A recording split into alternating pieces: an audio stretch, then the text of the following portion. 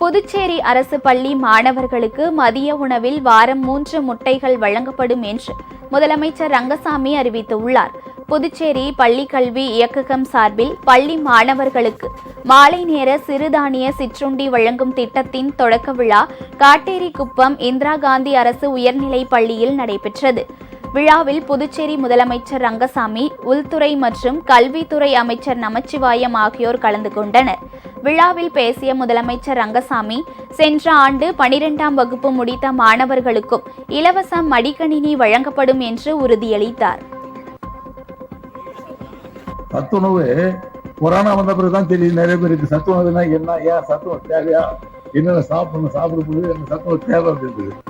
அதனால 2 முட்டைன்றத 3 முட்டையோட பிள்ளைகள் போகலான்றது அப்படியே கல்யாணம் சொன்னது. ஒரு 3 முட்டையா பிள்ளைகளுக்கு கொடுக்கணும். ஏன்னா முட்டையில் அவ்வளோ சத்து இருக்குது. இதெல்லாம் எதிர்ப்பு சக்தி நம்ம உடம்புக்கு தேவை. பிள்ளைங்க நல்லா விளையாடணும், அது நல்ல சாப்பாடு இருக்கணும், நல்ல சத்தான சாப்பாடாக இருக்கணும். சாப்பாடு சத்தான உணவு இருக்கும்போது நம்ம உடலில் எதிர்ப்பு சக்தி கூடுதலாக வாய்ப்பு உண்டு. எதிர்ப்பு சக்தி இருந்தால் நோய் வருதல் குறைவு.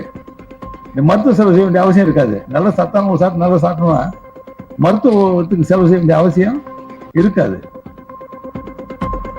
உங்கள் ராஜ் நியூஸ் தொலைக்காட்சியில் திங்கள் முதல் வெள்ளி வரை தினந்தோறும் பிற்பகல் 2 மணிக்கு உங்கள் பகுதியில் உள்ள குறைகளை நேரலையில் தெரிவிக்கும் புகார் பெட்டி நிகழ்ச்சி.